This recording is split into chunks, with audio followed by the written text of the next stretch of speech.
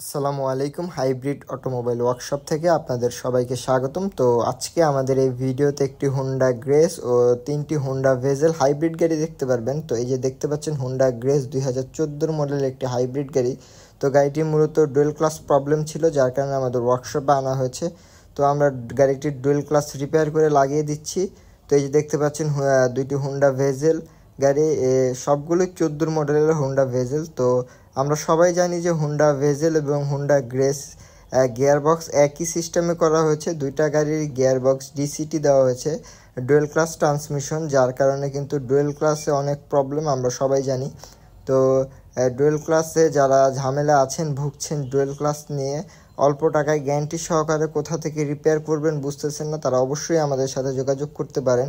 গাড়িগুলো যদি আমাদের ওয়ার্কশপ পর্যন্ত না আনতে পারেন, সেক্ষেত্রে আমরা গাড়িগুলো গিয়ে কাজগুলো করে দিয়ে আসি।